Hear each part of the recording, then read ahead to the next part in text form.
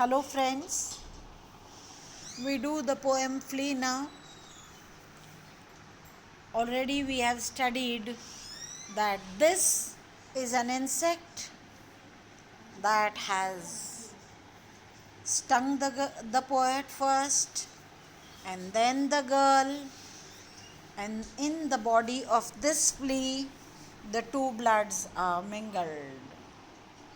And then he convinces the girl and says that what has happened, the mingling of the blood, cannot be called a sin, nor shame, nor loss of chastity. And then he also says that happy is this flea because it was able to take from you even before it could woo you to a reconciliation. And then says that the body of this, how happy is this flea? It is swollen now because our two bloods are inside it, and that gives the flea an extra happiness, the swelling and pampering. And then says, this is all that I want to do. At this, the girl is dramatically moved to kill the flea. So the poet asks him to stop, stay, on the argument that now this flea is not an ordinary flea. There are 3 lives existing in it, therefore it should be spared. For first reason, that in this they are almost, and in fact certainly, they are married.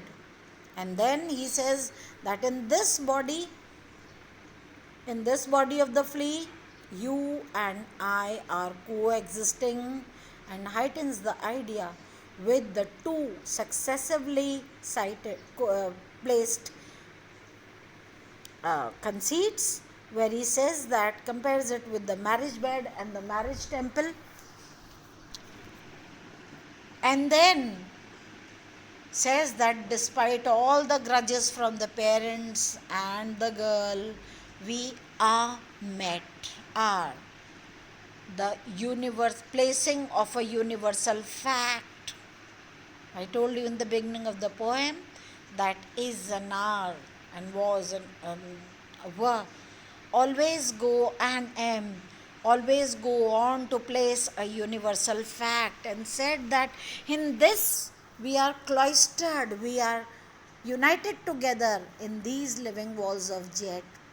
So you may kill that part which is me, but please do not kill that part which is you as well. And of course, do not commit the crime, the heinous crime of destroying this place of worship. Without discrimination, it is allowed for our fusion. But the girl does it. The drama continues. The girl kills it and says, cruel and sudden, hast thou since purpled thy nail in blood of innocence? He rebuffs the girl and says that you have been unnecessarily and undesirably and very cruel, and so suddenly you killed this creature without trying to see the implications of this. Hast thou since purpled thy nail? So he calls the blood purple. The color purple always is indicative of triumph.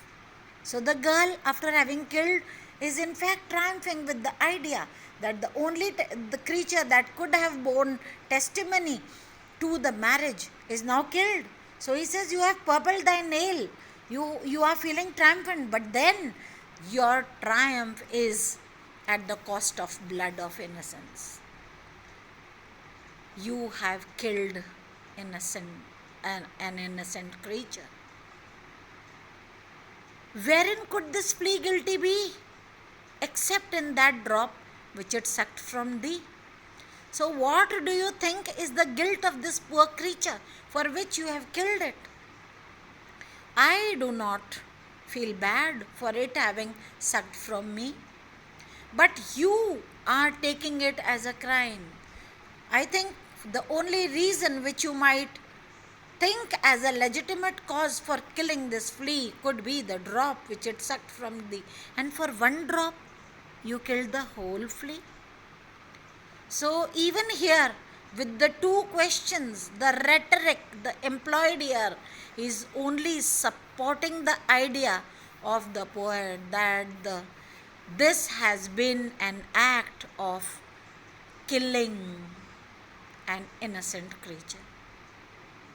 This has been an act which is unjustified, cruel, and sudden. No kind of triumph be entertained, because this has not been killing of a killer, but this has been a killing of an innocence. And we can plainly see that actually the flea was innocent. It did not know that an argument has gone between the two, and it just intrude only to pay back for all that with his own life. But the girl is still triumphant. Yet thou triumph, and say that thou find not thyself, nor me, the weaker now. You are saying that after this, all whatever has happened, I don't feel any weakness. It is true. The poet says, yes, it is true. I know. For the small drop of blood which this creature sucked from you, do we really feel weak when any insect stings us? No, it might give you an irritation, which of course the flea induced into the girl.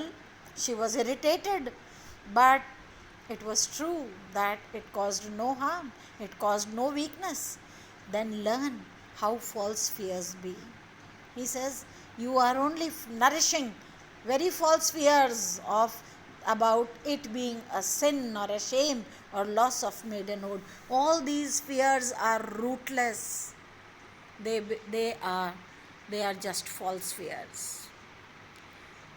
And then, after giving this big argument of first citing that the flea has taken the blood, that it has allowed for the fusion of the blood, and that the flea is now become a marriage bed and a marriage temple, and that the killing of the flea would be like a murder and a suicide and a sacrilege, and that it has caused none of them any weakness. Does the poet in the last two lines come only to advocate his pre-nourished idea that only just so much honor when thou yieldest to me will waste? Only that much of honor will waste, as this flea's death took life from thee. The flea has died now, and that droplet of blood which was in the flea and which came from the girl, only that much of honor. How insignificant. How much should the flea have been able to suck from her? So he says only this much. Don't attach false fears towards the physical love which I am requesting from you. Only that much will waste.